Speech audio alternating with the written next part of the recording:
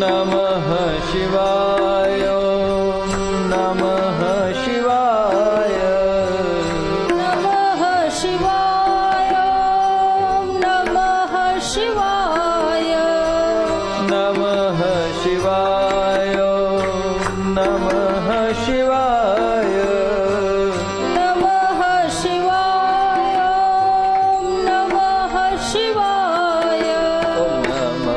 नमः शिवाय नमः शिवाय नमः शिवाय नमः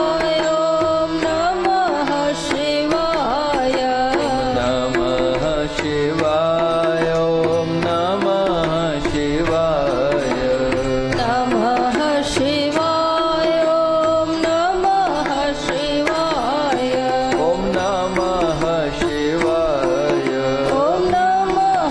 शिवाय नमः शिवाय ॐ नमः शिवाय ॐ नमः शिवाय ॐ नमः शिवाय ॐ नमः शिवाय ॐ नमः शिवाय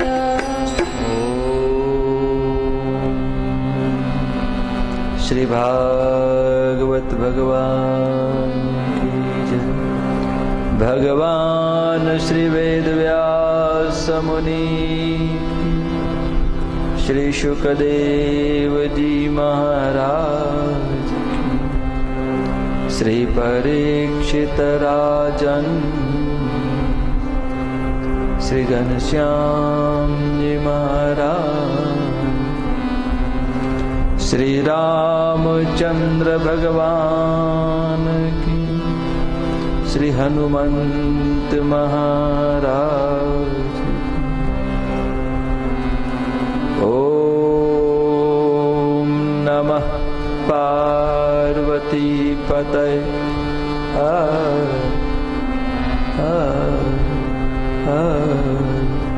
महादेव। जय जय श्री राधे। श्रीमद् भागवत जी ने प्रणाम। अनेक सूक्ष्म महापुरुषोની જે ચેતના છે તેમને પ્રણામ। સાથે સાથે આપ સૌ ભક્તો પધાર્યા, આપ સૌને પ્રણામ। आओ શ્રીમદ્ ભાગવતજીના મહિમાનો રસપાન કરી જીવનને ધન્ય બનાવી।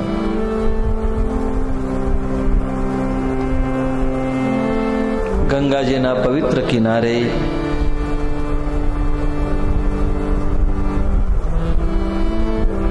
ભગવાનનો પ્રથમ અવતાર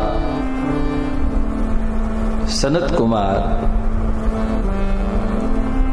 દેવર્ષિ નારદજીને નિમિત્ત બનાવી અનેક ઋષિ મુનિઓની મધ્યમાં વિરાજતા નારદજીને ઉદ્દેશીને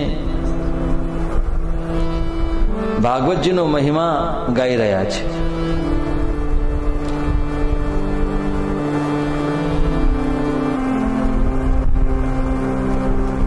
આપણે જોયું કે આ કથા કોનો ત્યાગ કરીને કથા સાંભળવી।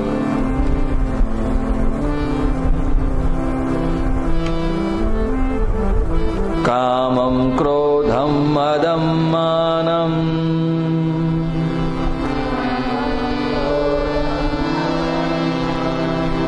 મત્સરમ લોભમેવ ચ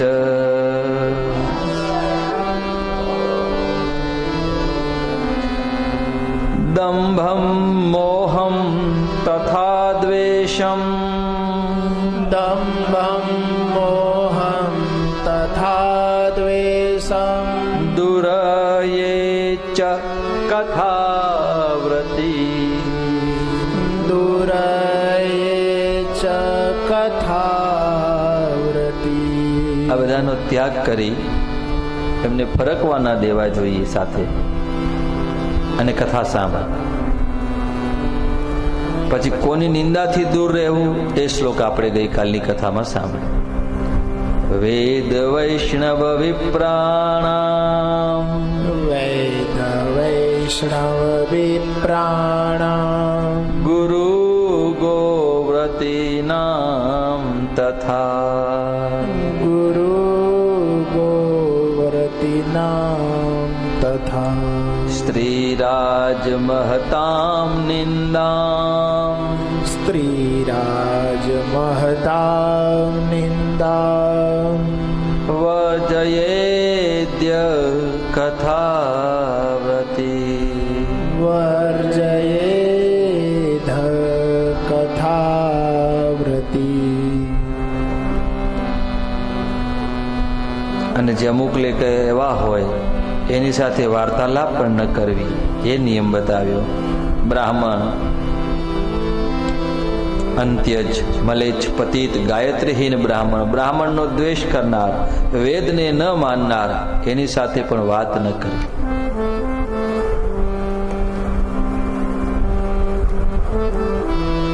આવા જે નિંદકો હોય એની સાથે ચર્ચા ન કરવી. અને ઉદાસીનતા હંમેશા એક શ્લોક હતો ગઈકાલનો કે કઈ રીતે વર્તવું કે સત્યમ શૌચમ દયામ મૌનમ સત્યમ શૌચમ દયામૌનમ આર્જવમ વિનયમ તથા આર્જનમ વિનયમ તથા ઉદાર માનસમ તદ્વદેવમ ઉદાર માનસમ તત્વદેવમ કુર્યાત કથાવ્રતી કુર્યાત કથા. તો ગઈકાલનો સત્સંગ આ 50મા નંબરના શ્લોક ઉપર છે. સત્યમ શૌચમ દયા દાનમ આ બધું રાખવું, આ બધું ઉદારતા પૂર્વક રહેવું એ સમજાયું. હવેનો જે 51માં જે શ્લોક છે,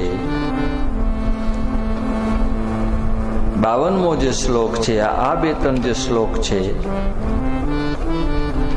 એનામાં એવું વર્ણન આવ્યું છે કે કોણે કથા સાંભળવી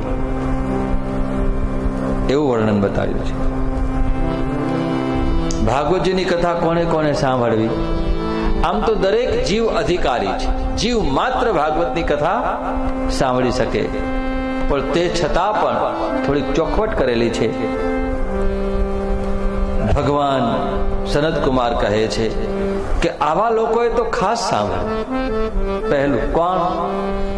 દરિદ્રશ્ચ ક્ષયરોગી દરિદ્રશ્ચ ક્ષયરોગી નિર્ભાગ્ય પાપ કર્મવાન નિર્ભાગ્ય પાપ કર્મવાન અનપત્યો મોક્ષ કામઃ અનપત્યો મોક્ષ કામઃ શૃણુયાચ કથામ ઇમામ શૃણુયાચ કથામ ઇમામ. 51મો શ્લોક.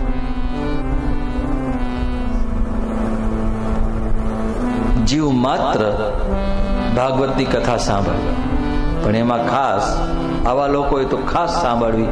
એમાં પહેલું બતાવ્યું દરિદ્રશ્ચ. દરિદ્રશ્ચ દરિદ્રશ્ચ ક્ષયરોગી. ક્ષયરોગી જે દરિદ્ર છે એને આ કથા ખાસ સાંભળે. આમ તો જો દરિદ્રતાના ઘણા બધા પ્રકાર છે.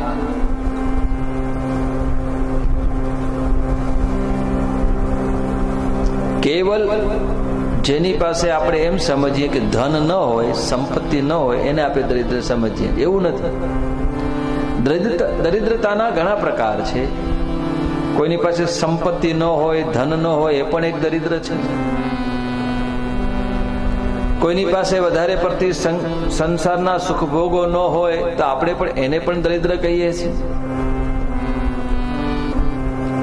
આપણે ત્યાં શ્રી સુક્તમ છે, મહાલક્ષ્મી માતાજીનું શ્રી સુક્તમ. એનામાં પણ લક્ષ્મીના પ્રકાર બતાવ્યા છે. લક્ષ્મી, અલક્ષ્મી કુલક્ષ્મી, દરિદ્રતાના ઘણા પ્રકાર બતાવ્યા છે. કોઈ વિચારથી દરિદ્ર હોય છે, વિચાર બહુ સારા ન રાખી શકે, ભલે સંસારની સંપત્તિ ધન હોય, સંસારની રીતે દરિદ્ર ન હોય, પણ એના વિચાર બહુ હલકી વૃત્તિ ના હોય. જેના વિચારોને શાસ્ત્ર માન્યતા ન આપતો હોય એવા વિચારો કરતો હોય કોઈ, તો એ પણ દરિદ્ર છે. એ શેનાથી? પોતાના વિચારોથી દરિદ્ર છે.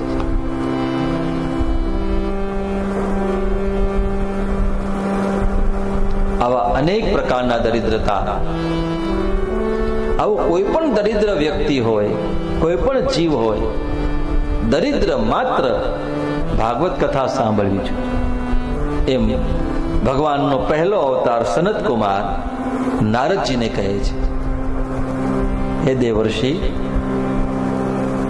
કોઈ દરિદ્રને શા માટે સાંભળવી? કે જે દરિદ્રતા જેનામાં રહેલી હોય એની દરિદ્રતાના નિવારણ માટે, એની દરિદ્રતા દૂર કરવા માટે ભાગવત કથાનો આશ્રય કરે.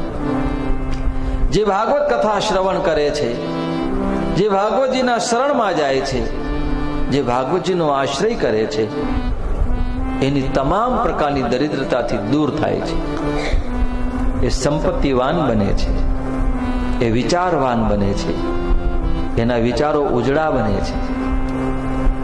આપણામાં જે સળ રીપુની જે કથા કરી,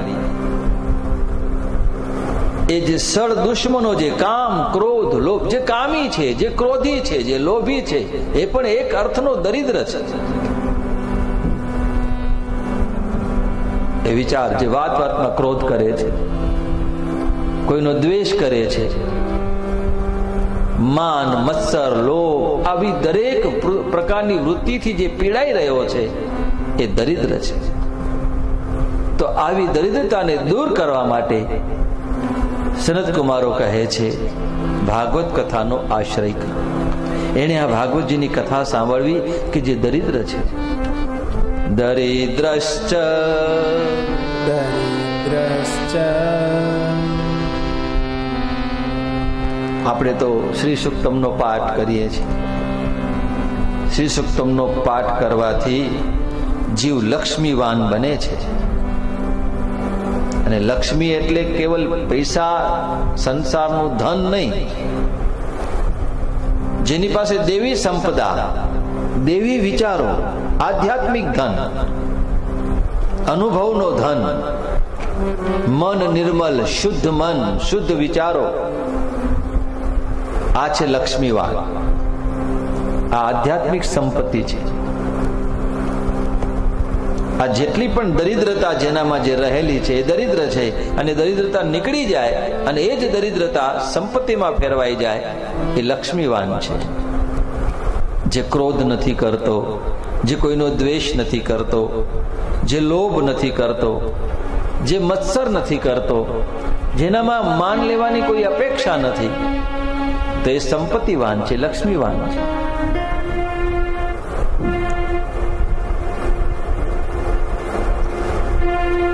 જ્યારે ભગવાન કૃષ્ણનું પ્રાગટ્ય ગોકુળમાં થાય છે, ત્યારે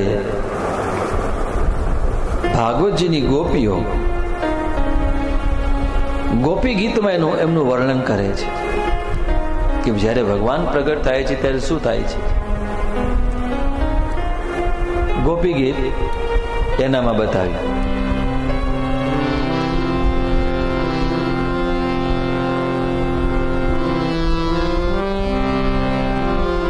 તમામ પ્રકારની દરિદ્રતાને દૂર કરવા માટે અને લક્ષ્મીજીની પ્રાપ્તિ કરવા માટે સંસારનું કેવલ ધન નહીં, તુચ્છ, જેના વિચારો ઉન્નત છે, જેના મનમાં વિકાર નથી, વાસના નથી, જેનું હૃદય નિર્મલ છે, શુદ્ધ છે, જે રાગ દ્વેષથી પર છે, આ સાચા અર્થનો સંપત્તિવાન છે.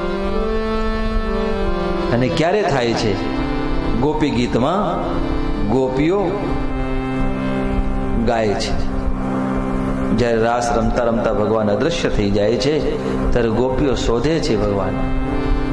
ત્યારે ગોપીઓ ગાય છે, જયતિ તેધિકમ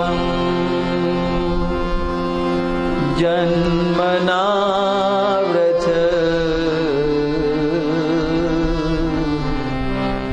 શ્રયત ઇન્દિરા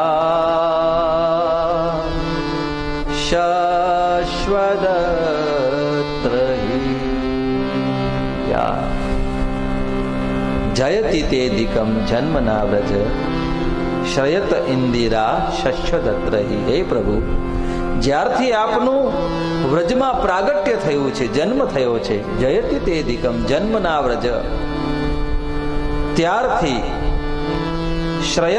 શ્રયત એટલે રહે છે કોણ? ઇન્દિરા. ઇન્દિરા એટલે કોણ? ઇન્દિરાનો અર્થ થાય છે લક્ષ્મીજી, મહાલક્ષ્મી. ત્યારથી લક્ષ્મીજી કાયમને માટે વ્રજમાં રહે છે. જ્યારથી ભગવાનનું પ્રાગટ્ય થયું ત્યારથી લક્ષ્મીજી પોતાના વૈકુંઠનો ત્યાગ કરી અને વ્રજમાં રહેવા આવી છે. કાયમને માટે આરોટે છે વ્રજની અંદર. વ્રજ એક અર્થમાં આપણું આ શરીર છે. શરીર રૂપી વ્રજમાં જો લક્ષ્મીજીને કાયમને માટે લાવવા હોય, કાયમને માટે નિવાસ કરવો હોય, વિચારો ઉન્નત, વિકારોથી દૂર, આ સાચી આધ્યાત્મિક સંપત્તિથી ભરપૂર બનવું હોય તો ભગવાનનું પ્રાગટ્ય આપણા હૃદયમાં થઈ જવું જોઈએ. જયતિ તેધિકમ જન્મના વ્રજ. જયતિ તેધિકમ. જયતિ એટલે એનો જય થયો છે, જય વધતો જ જાય છે. અધિકમ ક્યારથી? જન્મના વ્રજ. જન્મ વ્રજમાં જ્યારથી જન્મ થયો, હૃદયમાં જ્યારથી, આ શરીરમાં જ્યારથી ભગવાનનો જન્મ થઈ જાય, સારા વિચારો, ઉન્નત વિચાર. શ્રયત ઇન્દિરા શશ્વદત્ર. લક્ષ્મીજી કાયમને માટે નિવાસ કરે. તો આપણા શરીર રૂપી લક્ષ્મીજીને જો શરીરમાં કાયમને માટે વાસ કરવો હોય, લક્ષ્મી એટલે સારા વિચારો, ઉન્નત વિચારો, આધ્યાત્મિક સંપત્તિ, જે સાધના કરી શકે છે, જે કાયમને માટે ધ્યાન કરે છે, જે જપ કરે છે, જે ભગવાનનું નામ લઈ શકે છે, એ સાચા અર્થમાં ધનવાન છે. અને આનું પ્રમાણ રામાયણમાં પણ હનુમાનજી મહારાજ કહે છે.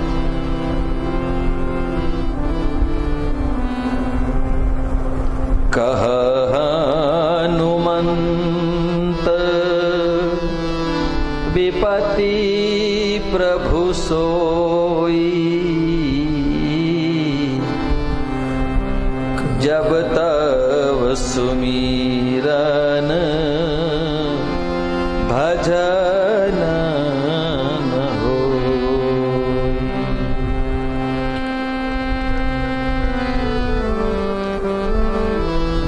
વિપદો નેવ વિપદઃ સંપદ નેવ સંપદ.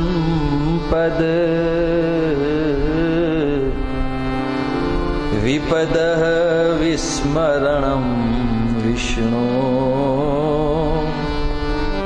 સંપન્નારાયણ સ્મૃતિ.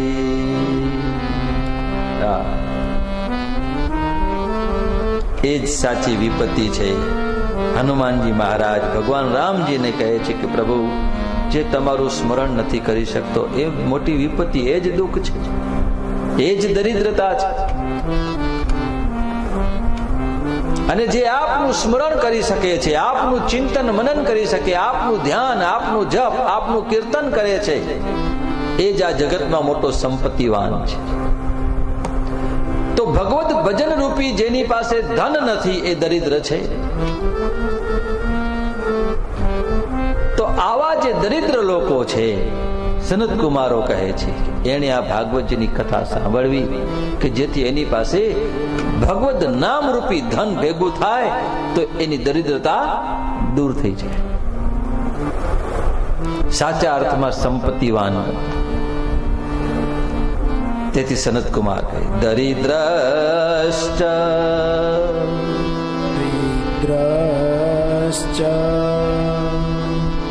ક્ષય રોગી, ક્ષય રોગી આજે તમે વ્રજમાં જુઓ તો વ્રજવાસી લોકોની પાસે આપણે જઈએ દર્શન કરીએ, ભક્તોની પાસે શું હોય? આપણને એમ દેખાતો કે આ દરિદ્રાની પાસે કઈ છે નહીં. જેમ કે સુદામાજીની કથામાં તમે જુઓ, સુદામાજી પાસે શું છે?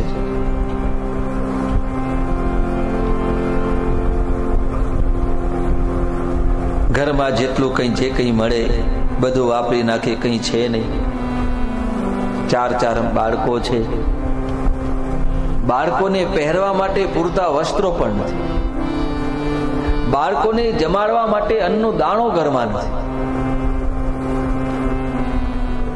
અને એમના જે પત્ની છે એમની પાસે કેવલ એક જ સાડી છે, અને એને સાડીથી સ્નાન પણ સાડી પહેરીને કરી લે અને સૂકવી પણ પોતાના શરીરની પર મૂકે. આવી પરિસ્થિતિ છે. અને એક શરીરના હાડકા દેખાય સુદામાજીના. ઘરમાં કંઈ છે નહીં, બાળકો ભૂખથી ટળવળે છે. અને માને કહે છે કે માં અમને ખાવા આપ, ખાવા આપ. પણ ઘરમાં જોવે તો અન્નનો એક દાણો નહીં. 2 3 દિવસથી ભૂખ્યા બાળકો ભૂખ્યા ને ભૂખ્યા સૂઈ જાય છે. આવી પરિસ્થિતિ ભાગવતમાં બતાવી. તો આપણી દ્રષ્ટિએ, સંસારની દ્રષ્ટિથી સુદામાજી દરિદ્ર દેખાય છે. પણ યાદ રાખો, સુદામાજીને દરિદ્ર, તવંગર, ગરીબ કહેવું એ મોટો અપરાધ છે, ગુનો છે. સુદામાજી સંપત્તિવાન છે. સંસારની દ્રષ્ટિથી દરિદ્ર છે, આર્થિક રીતે દરિદ્ર ચોક્કસ છે, પરંતુ સુદામાજી સંપત્તિવાન છે. એમના પોતાના ધર્મપત્નીને કહે છે. અને સુદામાજી વિશે જ્યારે કથા પ્રારંભ થાય છે, ભગવાન સુખદેવજી મહારાજ એમને વિશેષણ આપે છે કે જેની પાસે આધ્યાત્મિક સંપત્તિનું ધન છે એવા સુદામાજી છે. વિત્તવાન, વિત્તથી ભરેલા છે. કશ્ચિત સખા કશ્ચિત બ્રાહ્મણો બ્રહ્મ વિત્તમ, આવું લખ્યું છે. બ્રાહ્મણ છે, બ્રહ્મ વિત્તમ, વિત્ત એટલે ધન, પણ એની પાસે બ્રાહ્મણનું જે ધન હોવું જોઈએ. બ્રાહ્મણનું ધન કયું? બ્રહ્મ વિત્તમ, જેની પાસે, જેની બુદ્ધિ બ્રહ્મનું ચિંતન કરે, જેની બુદ્ધિમાં પરમાત્મા રહેલા છે, જેની બુદ્ધિમાં ભગવત સ્મરણ રહેલું છે, જેની બુદ્ધિમાં કેવળ દ્વારિકાધીશ છે. એવું જે ભગવદ નામ સ્વરૂપનું ધન જેની પાસે છે એનું નામ છે બ્રહ્મવિત્ત. અને સુદામાજી બ્રહ્મવિત્તથી ભરેલા છે. આવું ધન છે. આ આધ્યાત્મિક ધનની વાત છે. તેથી વ્રજવાસી લોકો તો કીર્તન કરતા કરતા ગાય છે કે અમારી પાસે બીજું ધન છે કે નહીં ખબર નથી, પરંતુ અમારું સાચું ધન, અમારું ધન રાધા શ્રી રાધા શ્રી રાધા. અમારું ધન રાધા શ્રી રાધા શ્રી રાધા. અમારું ધન રાધા શ્રી રાધા શ્રી રાધા. અમારું ધન રાધા શ્રી રાધા શ્રી રાધા. હે પ્યારું ધન રાધા રાધા રાધા રાધા રાધા. પ્યારું ધન રાધા રાધા રાધા રાધા રાધા. હે પ્યારું ધન રાધા રાધા રાધા રાધા રાધા. પ્યારું ધન રાધા રાધા રાધા રાધા રાધા. જીવન ધન રાધા શ્રી રાધા શ્રી રાધા. જીવન ધન રાધા શ્રી રાધા શ્રી રાધા. જીવન ધન રાધા શ્રી રાધા શ્રી રાધા. જીવન ધન રાધા શ્રી રાધા શ્રી રાધા. અમારું ધન રાધા શ્રી રાધા શ્રી રાધા.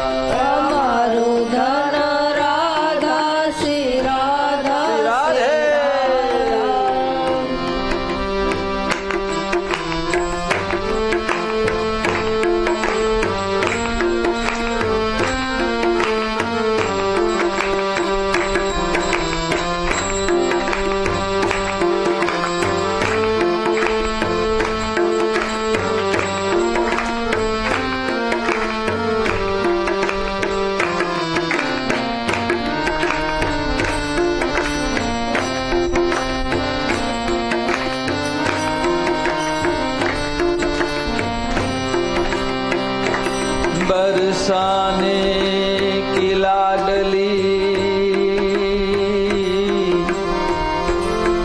नंद गांव के श्याम, बरसाने की लाडली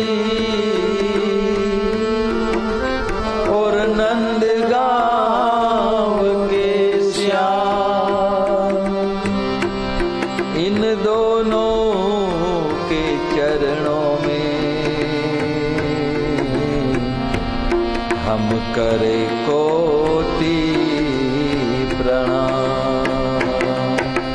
प्यारू धन राधा श्री राधा श्री राधा, प्यारो धन राधा श्री राधा श्री राधा, जीवन धन राधा श्री राधा श्री राधा, जीवन धन राधा श्री राधा श्री राधा, अमरु धन राधा राधा राधा राधा राधा, हमारो धन राधा राधा राधा राधा राधा, अमरु धन राधा राधा राधा राधा राधा, हमारो धन राधा राधा राधा राधा राधा, हे प्राण धन राधा श्री राधा श्री राधा, प्राण धन राधा श्री राधा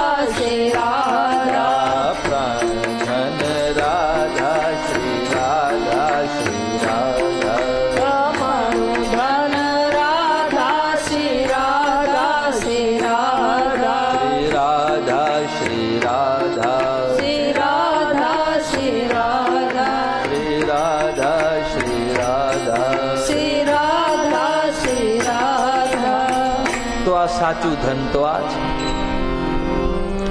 તો સનત કુમારો કહે છે કે આવા જે દરિદ્ર લોકો છે કે જેની પાસે ભૌતિક સંપત્તિ અથવા આધ્યાત્મિક સંપત્તિથી વંચિત લોકો જે છે દરિદ્ર છે, એ ભાગવત કથાનો જો આશ્રય કરશે તો ભૌતિક સંપત્તિ અને આધ્યાત્મિક સંપત્તિની પ્રાપ્તિ થશે. તેથી સનત કુમારો કહે છે દરિદ્ર લોકોએ કથા સાંભળવી.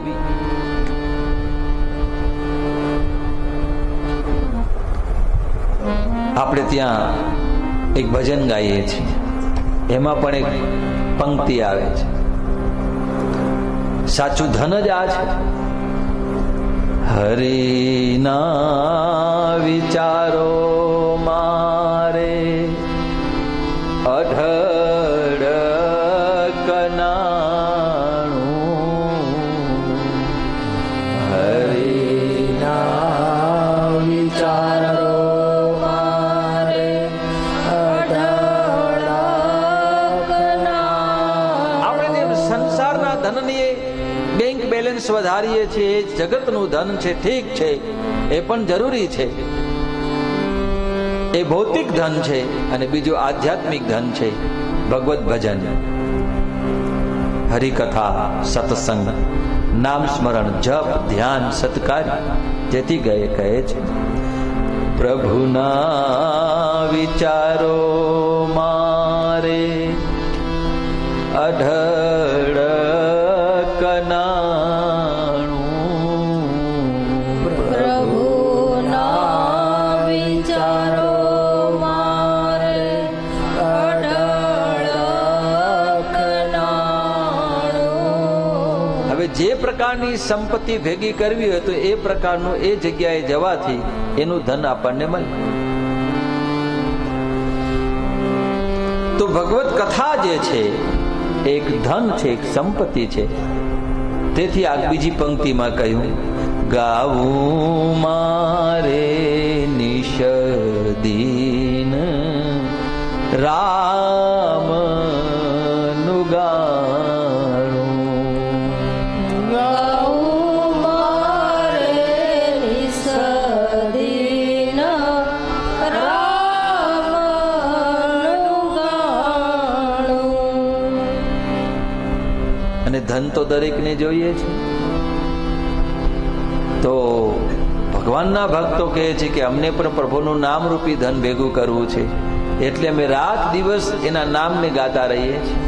ગાવું મારે નિશ દીન રામનું ગાન, ગાવું મારે નિશ દીન રામનું ગાન. તો કોઈ પૂછે કે શા માટે નિષ્દિન ગાવું, ભગવાનનું નામ શા માટે ગાવું?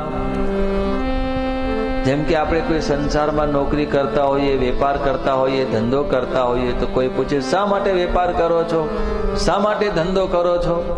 તેનો ઉત્તર એક જ છે કે સંસારનું જે ધન છે એ મેળવવા માટે, પરિવારને ચલાવવા માટે, જીવનના ગુજરાન માટે, એ ધન મેળવવા માટે વેપાર કરીએ છીએ, નોકરી કરીએ છીએ, ધંધો કરીએ છીએ. તો એવો જ પ્રશ્ન પૂછે કે શા માટે ભજન ગાવો છો? ગાવું મારે નિષ્દિન રામનું ગાણું શા માટે ગાવો છો? તો એની આગલી પંક્તિ, હરિના વિચારો મારે અઢળક નાણું, હરિના વિચારો મારે અઢળક નાણું. જેમ સંસારનું ધન સંસાર ચલાવવામાં મદદરૂપ થાય છે, જગતનું ધન ભૌતિક જગતને ચલાવવા માટે ભૌતિક ધનની જરૂર પડે છે, એમ આધ્યાત્મિક જીવનને ચલાવવા માટે, આધ્યાત્મિક જગતમાં પ્રવેશ મેળવવા માટે આધ્યાત્મિક સંપત્તિની જરૂર પડે છે. અને એ આધ્યાત્મિક ધન પ્રભુનું ભજન. અને આનાથી જે વંચિત હોય એને દરિદ્ર કહેવાય. જેની પાસે જગતનું ધન ન હોય એને પણ દરિદ્ર કહી શકાય, જેની પાસે આધ્યાત્મિક સંપત્તિ ન હોય એને પણ દરિદ્ર કહી શકાય. તો સનત કુમારો કહે છે કે તમારી પાસે કોઈ પણ સંપત્તિ ન હોય, ન જગતનું ધન હોય કે ન આધ્યાત્મિક ધન હોય અને દરિદ્ર હોય, એવા દરિદ્ર લોકોએ શ્રીમદ ભાગવતની કથા શ્રવણ કરવી, જેથી એ સંપત્તિવાન બને. એટલે અહીં કહે છે દરિદ્રશ્ચ દરિદ્રશ્ચ દરિદ્રશ્ચ દરિદ્રશ્ચ.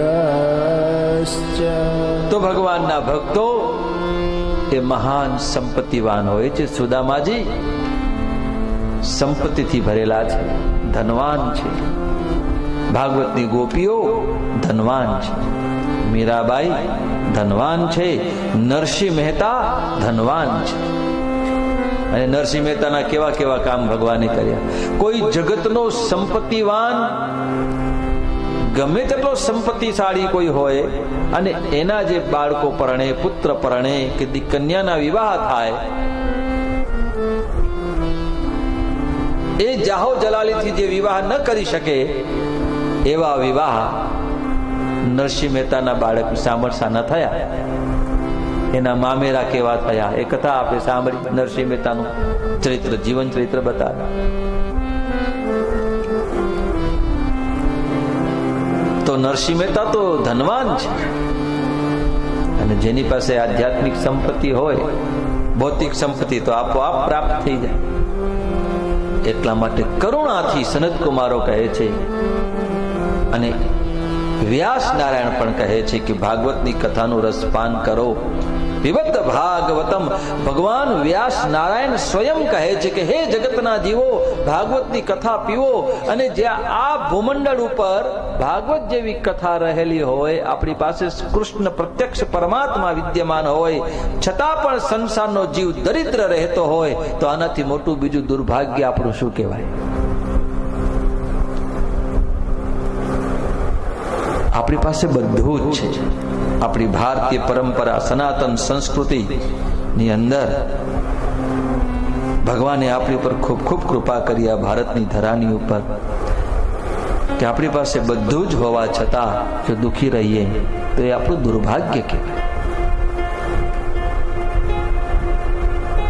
મૃગ નાભી में कस्तूरी और चरे वो घास गंदी गंदी. મૃગ નાભી में કસ્તુરી. મૃગના નાભીમાં કસ્તુરી હોય છતાંય એ ગંદી ગંદી ઘાસમાં ચરતો, સુગંધ માટે જ્યાં ત્યાં ભટકતો હોય, પણ એની નાભીમાંથી સુગંધ આવતી હોય. માણસ સંપત્તિવાન છીએ, આપણે ધનવાન છીએ, છતાંય દરિદ્રતા રહેવાતી હોય. આપણી પાસે ભાગવતજી છે, રામાયણજી છે, ભગવાનનું નામ છે. મહાભારતમાં યક્ષે પ્રશ્ન કર્યો ધર્મરાજ યુધિષ્ઠિરને કે યુધિષ્ઠિર બતાવો કે આ જગતમાં મોટામાં મોટું આશ્ચર્ય શું છે. મહાભારતનો પ્રસંગ છે આ કથાનો, કે જ્યારે પાંચે પાંડવો વનમાં ગયા હતા, પાણી પીવાની તરસ લાગી અને ભીમસેન ગયા. પાણી લેવા જાય તો આકાશવાણી થઈ, યક્ષ કહે છે સાવધાન, પાણીને ત્યારે જ સ્પર્શ કરજો, પેલા મારા પ્રશ્નનો ઉત્તર આપો, નહીતર મૃત્યુના શરણ થઈ જશો. પણ વાત માનતા નથી. ભીમસેન એમને જલ પાન કરે છે, શરીર છૂટી જાય છે. એવી રીતે દરેક ભાઈઓની આવી દશા થાય. જેટલા ગયા કોઈ જલ લઈને આવે જ નહીં. એટલે છેલ્લે પછી ધર્મરાજ યુધિષ્ઠિર ગયા, જ્યાં એમણે પણ એ જ ઘટનાનો પ્રારંભ કર્યો તે એમને આકાશવાણી થઈ. ત્યારે ધર્મરાજ ઉભા રહી ગયા અને પછી એ બે વચ્ચે સંવાદ થયો હોય મહાભારત. અને એમાં એને કહ્યું, ધર્મરાજ મારા પ્રશ્નનો ઉત્તર આપો, નહીતર તમારા ભાઈઓની જેવી દશા થઈ એવી તમારી દશા થઈ જશે. પછી ધર્મરાજ તૈયાર થઈ ગયા, આ પ્રશ્ન પૂછો. અને યક્ષ પ્રશ્નો પૂછે છે અને એના ઉત્તરો ધર્મરાજ આપે છે. અને એ પ્રશ્નમાં એક પ્રશ્ન એવો પૂછ્યો યક્ષે, હે ધર્મરાજ, મને બતાવો કે આ જગતમાં મોટું આશ્ચર્ય શું છે. ત્યારે ધર્મરાજે કહ્યું, મોટામાં મોટું આશ્ચર્ય એ છે કે જે આ જીવ છે એ જીવને વશ છે, આપણા બધાના વશ છે. આપણે જેવું ઈચ્છીએ એવું જીવ બોલી શકે છે. આપણે બોલશું રામ રામ રામ તો જીવ રામ રામ બોલશે. આપણે બીજું કાંઈક વિચારશું, એવું ઈચ્છીશું તો એવું જીવ બોલશે. પણ જીવ એ જ બોલે છે કે જેવું જીવ ઈચ્છે છે એ જ જીવ બોલે છે. અને આ જીવ માનવીના વશમાં છે એમ ધર્મરાજ કહે છે મહાભારત. અને પ્રભુનું નામ લઈ શકે છે. અને પ્રભુનું નામ લેનારો ક્યારે યમના મંદિરમાં જઈ શકતો નથી. પ્રભુને ભજનારો ક્યારેય નર્કમાં પ્રવેશ કરી શકતો નથી. આ જીવ ભગવાનનું નામ લઈ શકે છે, જીવને વશ છે. છતાં પણ આ સંસારમાંથી સેંકડો જીવો યમના મંદિરમાં ને નર્કના દ્વારમાં જાય છે. એ જ મોટા મોટું આશ્ચર્ય છે એમ ધર્મરાજ બોલે. તો આવી જે આધ્યાત્મિક સંપત્તિ સ્વરૂપ આપણા ધર્મ શાસ્ત્રો, ધર્મ ગ્રંથો, શ્રીમદ કૃષ્ણ સાક્ષાત પરમાત્મા ભગવાન ભાગવત સ્વરૂપમાં આપણી પાસે વિદ્યમાન હોવા છતાં પણ જો જીવ દરિદ્ર રહેતો હોય તો આનાથી મોટું દુર્ભાગ્ય શું છે. તેથી સનત કુમારોને કહેવું પડ્યું કે હે દેવર્ષિ, આવો દરિદ્ર કોઈ પણ જીવ હોય એને ભાગવત કથા સાંભળે. દરિદ્રશ્ચ દરિદ્રશ્ચ દરિદ્રશ્ચ દરિદ્રશ્ચ. તો દરિદ્રતાના વિનાશની માટે બીજા આપણા શાસ્ત્રમાં એવા ઉપાય બતાવ્યા કે જેને દરિદ્ર યોગ, આપણા જન્માક્ષરમાં યોગો આવતા હોય. તો કોઈ કહે કે અમારા જીવનમાં દરિદ્રતાનો યોગ છે, એનું નિવારણ, એનો ઉપાય શું? તો વિદ્વાનો પંડિતો કહેતા હોય છે કે તમે એક ઉપાય કરો કે આપણે જ્યાં જે શ્રી સૂક્તમ જે છે એ શ્રી સૂક્તમનો પાઠ કરો, મહાલક્ષ્મીજીનો પાઠ. હરિ ઓમ હિરણ્યવર્ણામ હરિણીમ સુવર્ણરજસ્તસ્ત્રજામ ચંદ્રામ હિરણ્યમયીમ લક્ષ્મીમ જાતવેદો મમાવહ બ્રહ્માવહ જાત વેદો લક્ષ્મી મન પગામિની. આ શ્રી સૂક્તમ. અને શ્રી સૂક્તમમાં આપણા ઋષિ મુનિઓ માંગણી કરે છે કે અમારા આપણા ઋષિઓ પણ કહે છે, આ ઋષિઓ ગાય છે, આ વૈદિક સ્તુતિ છે. આપણા ઋષિઓ કહે છે કે અમને લક્ષ્મીની પ્રાપ્તિ થાવ, જેથી કાયમને માટે શ્રી સૂક્તમનો પાઠ. અને જેને લક્ષ્મી કાયમની માટે નિવાસ કરવી હોય ઘરની અંદર, એવી માંગણી કરે છે ઋષિ કે હે લક્ષ્મીજી, હે મહાલક્ષ્મીજી, અમારા ઘરમાં આપ પધારો, એવી રીતે પધારો, ધામધૂમથી આવો, વાજિંત્રો વગાડતા વગાડતા આવો, સંગીતની સાથે અમારા ઘરમાં આપ નિવાસ કરો અને કાયમને માટે નિવાસ કરો, એવી માંગણી શ્રી સૂક્તમમાં લક્ષ્મીજી નીકળી. અને આવો શ્રી સૂક્તમનો જે પાઠ કરે તો લક્ષ્મી એટલે કેવલ સંસારિક લક્ષ્મીની વાત નથી, આધ્યાત્મિક સંપત્તિ પણ અમારા હૃદયમાં, અમારા ઘરમાં પ્રવેશ કરે. આવા કેટલાય કઠિન અનુષ્ઠાનો કરવા પડે ત્યારે લક્ષ્મીજીની પ્રાપ્તિ થાય. પણ અહીં સનત કુમાર આપણને સરળ ઉપાય બતાવે છે. આટલા બધા કોઈ અનુષ્ઠાન કરવાની જરૂર નહીં, પણ આવી જો લક્ષ્મીને પ્રાપ્ત કરવી હોય તો હે દેવર્ષિ, ભાગવતજીનો પાઠ કરો, ભાગવતજીની કથા શ્રવણ કરો. એનાથી થશે શું? આપણામાં જે દરિદ્રતા રહેલી છે, વિચારોની દરિદ્રતા, કામ, ક્રોધ, લોભ વગેરેની, નિંદાની, ઈર્ષ્યાની, આ બધી દરિદ્રતા દૂર થઈ જશે. આ બધી દરિદ્રતાને દૂર કરવું હોય તો ભગવત કથાનો આશ્રય કરો. તેથી પાછી એલી બે પંક્તિ ગાઈ. આ સાચું જીવન આપણને પ્રાપ્ત થાય, દ્રષ્ટિ પ્રાપ્ત થાય છે ભાગવત અને રામાયણથી. પાછી ઓલી બે પંક્તિ ગવાય છે.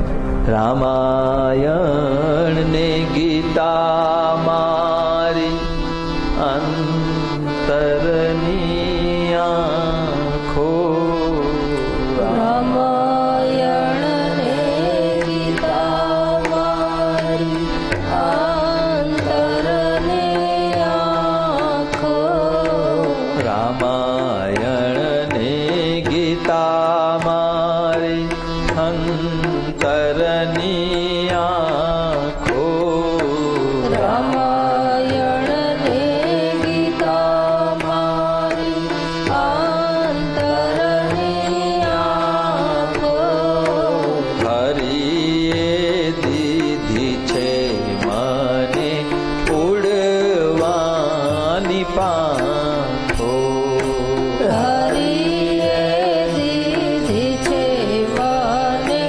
ઉડવાની પાંખો, પ્રભુએ દીધી છે મને ઉડવાની પાંખો, પ્રભુએ દીધી છે મને ઉડવાની પાંખો. તો ભગવાનના નામ રૂપી ધન, ભજન રૂપી ધન જેની પાસે છે, એના વશમાં સ્વયં પરમાત્મા જગત માલિક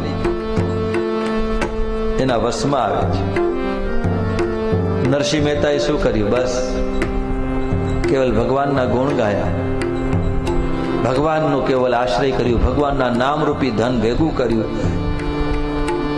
તો 14 બ્રહ્માંડના માલિક એના વશમાં થઈ ગયા. અને એની હુંડી સ્વીકારી નરસિંહ મહેતા,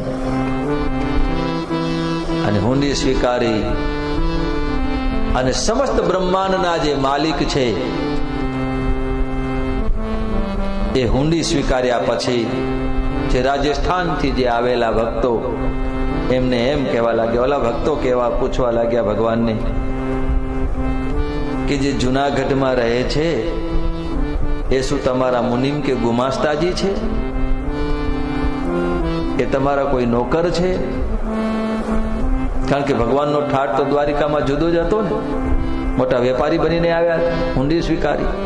ત્યારે ભગવાન કરે છે કે કહે છે, યાત્રિકોને કહેવા લાગ્યા, અરે આપ આ શું કહો છો? જે જુનાગઢ થી જેને હુંડી લખીને મોકલી છે ને એ તો અમારા માલિક છે. એ નરસિંહ મહેતાજી એની પેઢી છે અને અમે એમના નોકર છીએ, એમ ભગવાન કહે છે. બ્રહ્માંડનો માલિક ઈશ્વર એમ કહે કે અમે એમના નોકર છીએ. આ સંપત્તિ છે ભક્તોની. જેવો આવા સંપત્તિવાન બનવા માટે આખું બ્રહ્માંડ, જે દ્વારિકાના માલિક, દ્વારિકાપતિ, આખી સુવર્ણની જે મહેલ, સુવર્ણની જે દ્વારિકા હતી, જે સમસ્ત બ્રહ્માંડના માલિક છે, એ ભગવાન સ્વયં કહે છે કે આવા ભક્તોને આધીન અમે છીએ. એ અમારા માલિક છે, અમે એના નોકર છીએ. તો આમાં સંપત્તિવાન કોણ? ભગવાન સ્વયં કહે છે. રામાયણમાં પણ પ્રમાણ છે, રામ સે અધિક રામ કર દાસ. ભગવાન કહે છે અમારાથી મોટા અમારા ભક્તો છે. આનાથી મોટો જગતમાં ભાગ્યશાળી ધનવાન કોણ છે? ભાગવતમાં એવી કથા છે કે ભગવાન ચોરી કરવા જતા. બોલો, ભગવાન ચોરી કરે? ગોપીઓના ઘરે ઘરે જતા. પણ એ આધ્યાત્મિક ચોર, જેના ઘરનું ચોરી જતા ને માખણ, એ જગતમાં મોટા મોટો ધનવાન થઈ જતો. જેના આંગણે પરમાત્મા આવે એ મોટો ધનવાન બની જાય. તો આ ભાગવત રૂપી કથા જેમ જેમ આપણે શ્રવણ કરતા જઈએ, જેમ જેમ ભગવાનનું નામ લેતા જઈએ, આમાં ભાગવતમાં ડૂબતા જઈએ, તેમ તેમ એ જીવ આ જગતમાં ધનવાન બનતો જાય, આધ્યાત્મિક ક્ષેત્રમાં અને ભૌતિક ક્ષેત્રમાં. તેથી સનત કુમારો કહે છે, દેવઋષિ નારદજી, દરિદ્રશ્ચ દરિદ્રશ્ચ દરિદ્રશ્ચ દરિદ્રશ્ચ. આવો આપણી દરિદ્રતાને દૂર કરી અને સાચા અર્થમાં સંપત્તિવાન બનીએ, સાચા અર્થમાં ધનવાન બનીએ. આવો થોડુંક સ્મરણ કરી, ભગવદ નામ સ્મરણ, કીર્તન, ચિંતન અને ધનને પ્રાપ્ત કરી. ઓમ નમઃ શિવાય.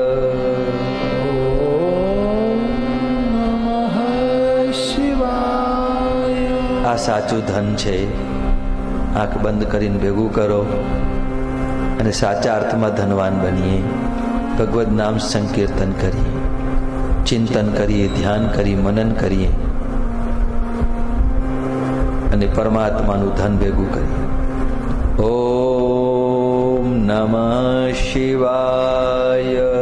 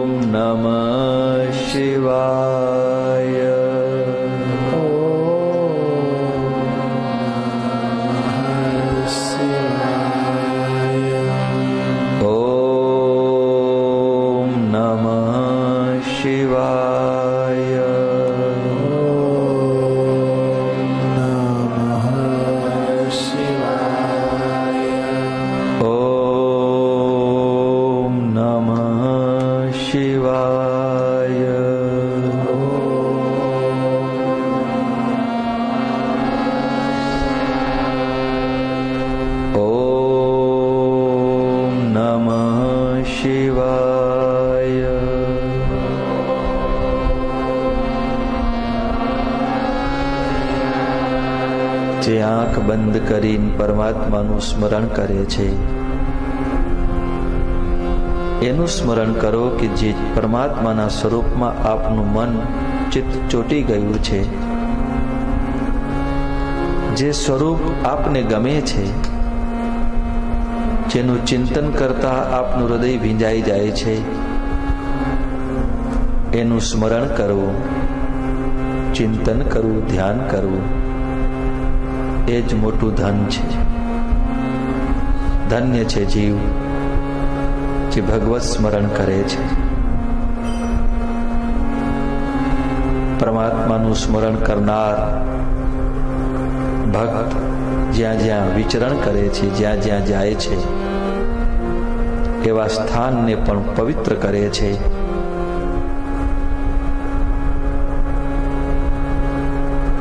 દેવતાઓ પણ એવા જીવને પ્રણામ કરે છે જેની પાસે ભગવત સ્મરણ રૂપી ધન, ધ્યાન રૂપી ધન રહેલું છે. એ જ ખરા અર્થનો ધનવાન છે, એ જ ભક્ત છે. માટે આપનું મન જે સ્વરૂપમાં ચોંટતું હોય,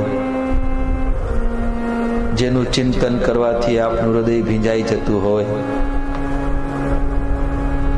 જે આપના ઈષ્ટ હોય, જે કાયમને માટે જેનું સ્મરણ આપ કરતા હો, બસ એનું ચિંતન કરો, હૃદયને ભીંજાઓ અને આધ્યાત્મિક સંપત્તિને ભેગી કરો. આપના જેવા ભાગ્યશાળી આ જગતમાં કોણ છે કે જે ભગવાનનું ધ્યાન કરે છે, જે હરિકથા રૂપી ધન ભેગું કરે છે. ઓમ નમઃ શિવાય. ઓમ નમઃ શિવાય. ઓમ નમઃ શિવાય.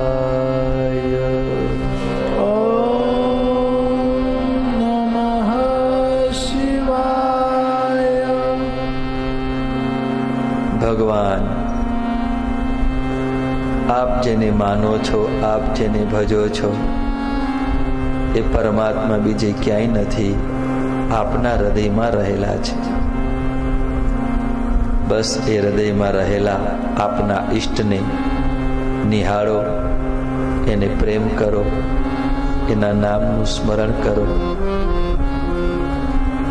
એમાં જ સફળતા છે. એ જ પરમ ભાગ્યશાળી છે. અને જેની પર ઈશ્વરની કૃપા છે એ જ ધ્યાન કરે છે, જપ કરે છે, કીર્તન કરે છે, કથા શ્રવણ કરી ધન ભેગું કરે છે.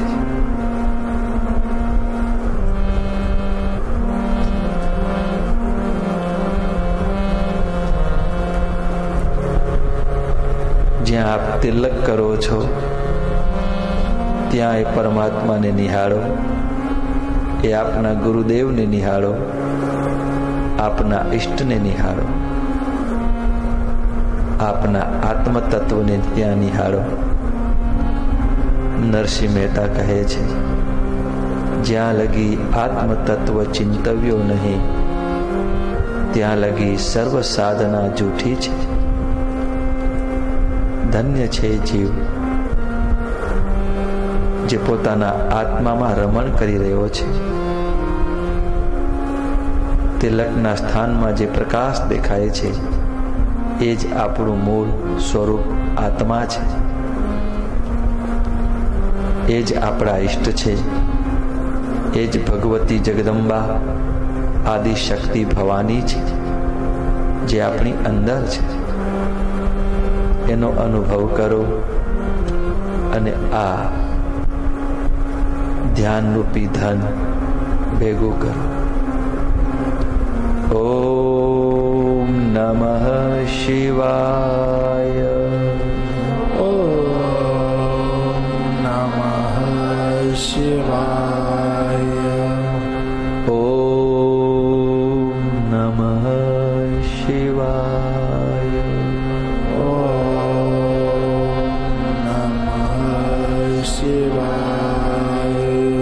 જેમ જેમ આપણે સ્મરણ કરતા જઈએ છીએ તેમ તેમ આપણું આ શરીર દિવ્ય બનતું જાય છે, મન શુદ્ધ બનતું જાય છે, વિકાર વાસના દૂર થતી જાય છે,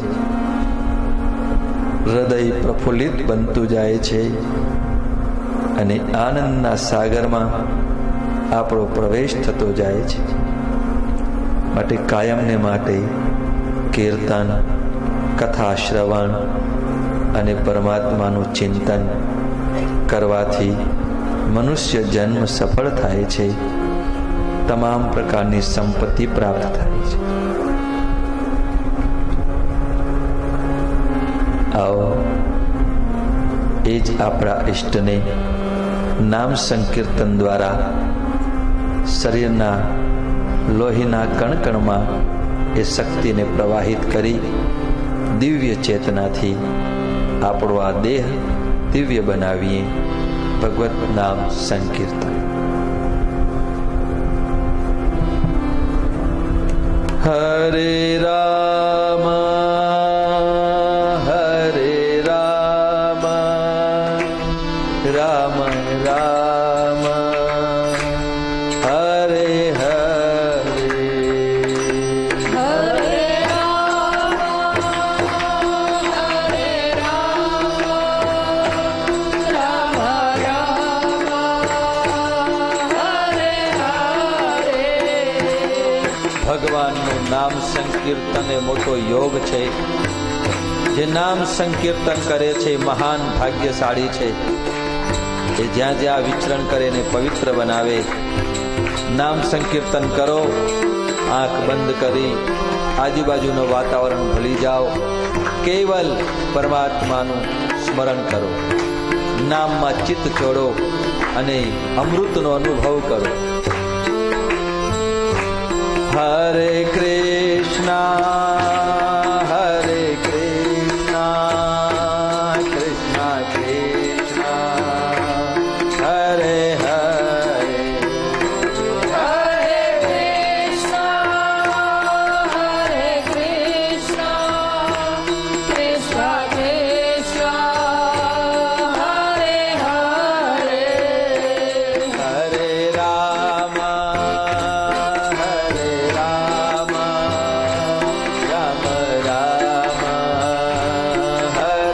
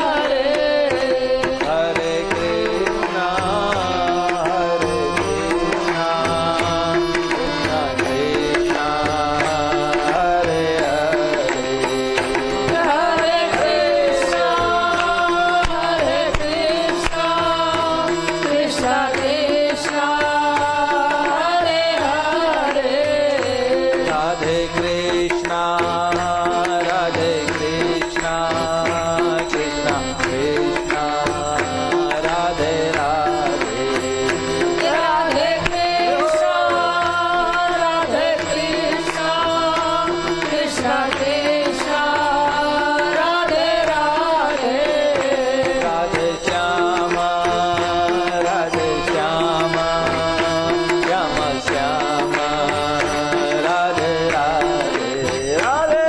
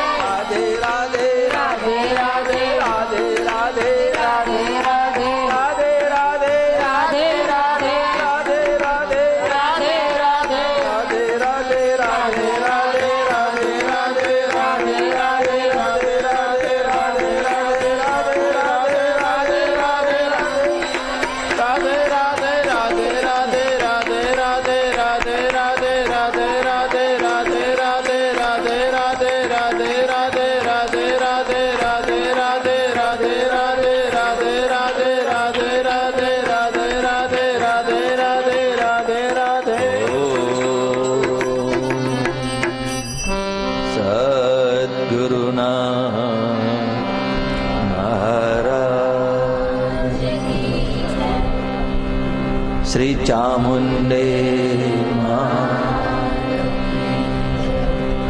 ॐ सर्वेत्र सुखिनः सन्तु सर्वे सन्तु निरामया सर्वे भद्राणि पश्यन्तु मा कश्चित् दुःखभाग् भवेत्। ॐ शान्ति शान्ति शान्ति। श्री भागवत भगवान की जय। भगवान श्री वेदव्यास श्री शुकदेव जी महाराज की जय। श्री परीक्षित राजन श्री घनश्याम जी महाराज की जय। श्री रामचंद्र भगवान की जय। श्री हनुमंत महाराज श्री यमुने महारानी की। ओम नमः पार्वती पतये हर हर हर महादेव। जय जय श्री राधे जय जय जय जय श्री राधे श्री द्वारिका।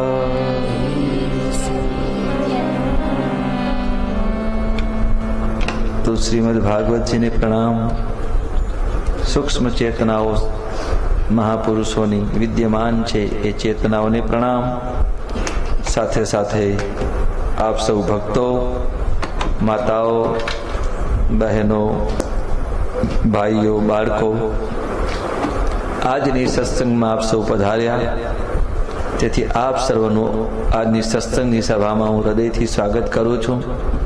આપ સર્વનું હૃદયથી સન્માન કરું છું અને આપ સર્વને મારા હૃદયપૂર્વક પ્રણામ હો। જય શ્રી કૃષ્ણ। રાધે રાધે।